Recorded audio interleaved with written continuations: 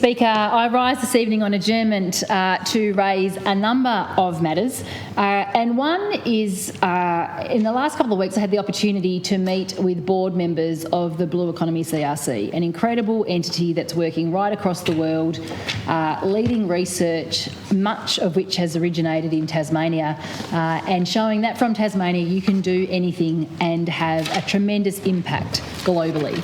At this event I had the opportunity to meet with people that I had not met before and learn about a new company in Tasmania that has been here for 30 years that I hadn't heard of. I had the pleasure of meeting with representatives from Echoview, and I since followed up from that first meeting with an on-site meeting just this week with Tim and Brett from Echoview. An incredible organisation in Tasmania, been around for 30 years, self-funded, that work in fisheries all around the world and use audio, echo sound, to understand the sustainability of fisheries all around the world.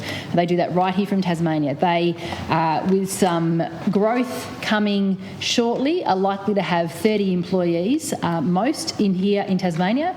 They've opened up an office in London and looking to invest in on-site resources in the United States, and they are regarded, Tasmania is globally known and regarded as the gateway to the Southern Oceans and the gateway to Antarctic research. And what they do here by keeping Tasmania on the map and doing an extraordinary amount of work across the world, I'm sure they won't mind me revealing, but 95% of their work is done outside of Australia. I mean, that says something about the expertise and the quality here of the software development that they offer to fisheries governance, whether it be governments or whether it be organisations all around the world. So I just wanted to shout out to the team at Echoview, to the founders, to the current managers, to the people working in that organisation.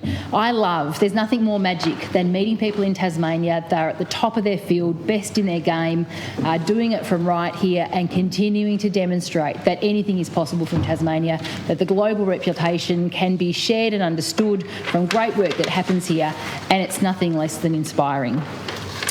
Mr Deputy Speaker, I had the opportunity to participate in Book Week last week, and I visited Waverley Primary School, and I was invited to share a story, which I did, and I just wanted to reflect on the impact of this one book that I read. I had the opportunity to read to the younger classes at Waverley Primary School a book called There's No Such Book.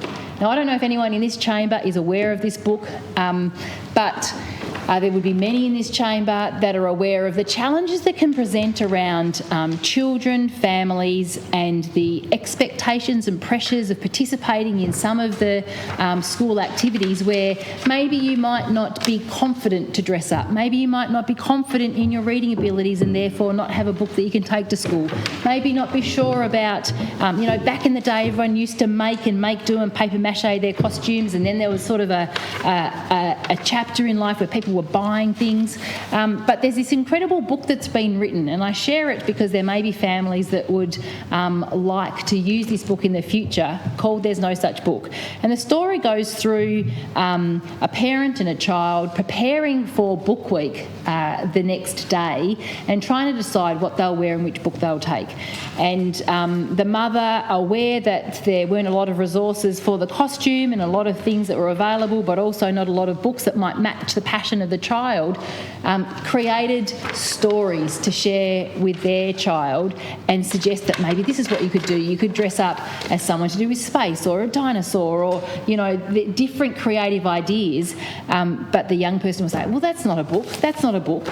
Anyway, they decided to sleep on it overnight, and overnight the parent made a book. So the parent put a title and put illustrations and put a story and created a story that matched the resources of the household, where a costume could be made that the child would be comfortable, they would have a book to take to school, and that they could then confidently and comfortably go to school and participate in Book Week. I loved that. I loved the book. It was a new book to me. I loved the experience of being on site at Waverley Primary School and sharing that with the children and hearing their ideas about what they were going to do and how they were going to prepare for Book Week. And then I loved, completely independently and unbeknownst to that, hearing a story of a young boy in a family who in fact made his own book to match his passion and what he wanted to do to present to Book Week at his school. And I loved that in that short moment it created a reality just in our local community in Launceston. So shout out to the benefits of Book Week and the schools and the communities and the families that participate. I think it's something really special. And finally, Mr Deputy Speaker, I just wanted to reflect on an incredible opportunity myself and Mr Winter had last week, where we visited the beautiful west coast of Tasmania. In fact, there are a number of Labor members that were on the north-northwest and the west coast of Tasmania last week with a number of industry visits. But Mr Winter and I were able, at the invitation of Tassau, to travel across to Strawn and to go on water at Macquarie Harbour and to see firsthand the fish farms that grow salmon in Macquarie Harbour. It's a bit like going out on Storm Bay, out of Hobart, going out from the hub where companies share resources on site in Strawn, going out on the water, which I might add was a spectacular still day. There'd been horrendous weather arriving, and I wasn't quite sure if we'd get through with the terrible weather. In fact, there were trees over the road that had to be cut down for access to be provided to the west coast.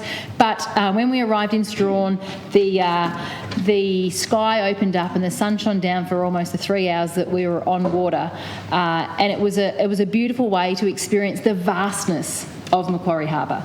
Now, one of the reasons that why we were over there is there's been a lot of commentary recently around the Maugean skate in Macquarie Harbour, and we wanted to go over there and see firsthand how the salmon companies operate. I want to shout out to the team that took us out on the water and to say thank you so much. It was really wonderful to see how the different companies, where they are staged and situated in the harbour, how they interact, how they work together, and what an extraordinary industry it is.